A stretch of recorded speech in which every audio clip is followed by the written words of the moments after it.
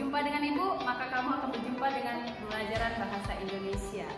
Selamat datang Ibu ucapkan di kelas 12 SMA Dr. Wahyu Sudirohusodo. Ingat, beban dan tanggung jawab kamu sudah semakin berat, maka kamu harus terus belajar, harus giat, dan jangan mudah menyerah. Yang pasti, pembelajaran kita kali ini pasti sangat menarik dan kamu butuhkan untuk kedepannya. Anak Ibu, pasti pernah terbesit di dalam benak kita sebuah pekerjaan. Nah, berbicara mengenai pekerjaan, apa sih yang kamu lakukan sebelum kamu melakukan pekerjaan? Baiklah, benar. Yang kamu pikirkan tepat sekali. Kamu pasti akan menulis surat lamaran pekerjaan terlebih dahulu. Nah, materi kita hari ini sangat erat dan berkaitan dengan hal itu. Materi yang akan kita pelajari ini adalah menulis surat lamaran pekerjaan. Apa tujuannya? Ya, tujuannya adalah pembelajaran kali ini kamu bisa mengetahui isi dan sistematika dari penulisan surat lamaran pekerjaan. Lalu manfaatnya apa? Manfaatnya pasti sangat dekat sekali. Akan kamu terapkan di kedepan hari bagaimana sistematika dan isi dari penulisan surat lamaran pekerjaan. Baiklah, kalau begitu, mari bersama dengan saya, Ibu Tri Nur Hasanah, kita akan masuk langsung ke materi.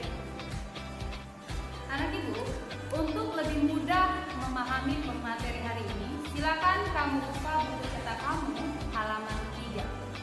Anak Ibu, surat lamaran pekerjaan adalah surat yang berisi permohonan yang ditulis kepada seseorang. Dalam hal ini adalah orang yang membutuhkan pekerjaan atau pelamar pekerjaan yang akan dikirim kepada suatu badan usaha tertentu, instansi tertentu, atau lembaga tertentu untuk bekerja pada posisi yang ditawarkan. Dan surat lamaran pekerjaan ini juga merupakan surat yang tergolong kepada surat pribadi resmi, sehingga bahasa yang digunakan juga harus menggunakan bahasa formal. Nah, perhatikan surat lamaran pekerjaan berikut. Sistematika dan unsur dari surat lamaran pekerjaan dapat kamu lihat berikut ini.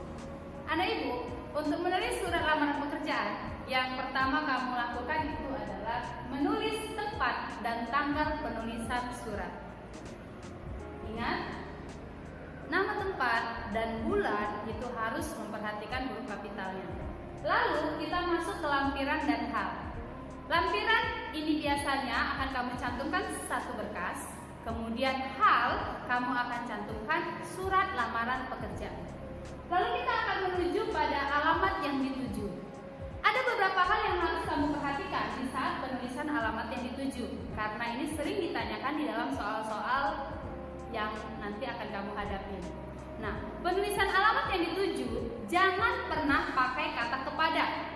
Langsung saja pada yang terhormat. Kemudian tidak juga memakai sapaan bapak atau ibu, karena kita tujukan pada pimpinan atau jabatannya. Kemudian jangan juga kamu meningkat kata jalan. Sebaiknya kamu tulis secara lengkap jalan dan tidak menggunakan tanda baca. Lalu kita akan masuk ke salam pembuka. Kemudian kita menuju alinea pembuka, lalu masuk isi, lalu kita masuk ke alinea penutup, dan kemudian salam penutup, dan diakhiri dengan tanda tangan dan nama lengkap. Jika kita amati, menulis surat lamaran pekerjaan tidaklah mudah, karena ada beberapa hal yang harus kamu perhatikan.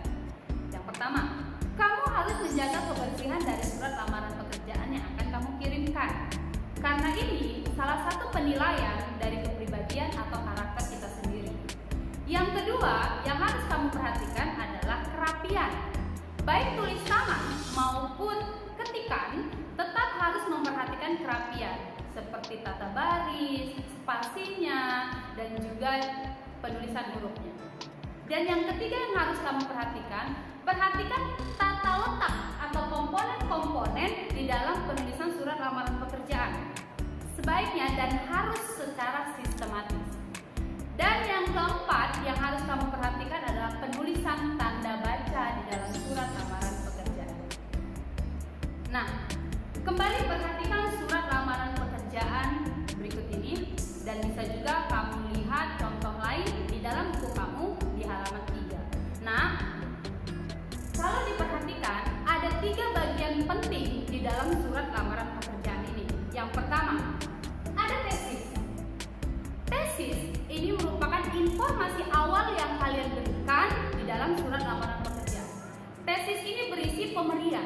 Pemberian itu termasuklah data diri kita. Begitu juga dengan posisi penempatan yang akan kamu ajukan. Kemudian ada argumentasi. Argumentasi ini untuk mendukung tesis. Jadi tesis ini juga dikatakan pernyataan umum. Argumentasi ini mendukung tesisnya. Di argumentasi ini merupakan salah satu hal yang paling penting karena kamu akan memberikan beberapa berkas-berkas penting sebagai penunjang untuk meyakinkan pemilik dari perusahaan atau instansi tertentu. Yang terakhir, kita masuk bagian penegasan. Penegasan ini berisi harapan kamu dan ucapan terima kasih kamu. Nah, anak ibu, dapat kita simpulkan pembelajaran hari ini bahwa bagian terpenting dalam surat lamaran pekerjaan itu yang pertama adalah tesis, yang kedua adalah argumentasi sebagai pendukung tesis, dan yang ketiga adalah penegasan yang berisi permohonan dan juga ucapan terima kasih, termasuklah harapan di dalamnya. Baiklah, minggu depan kita akan menyusun lamaran pekerjaan atau bisa kita katakan menulis surat lamaran pekerjaan.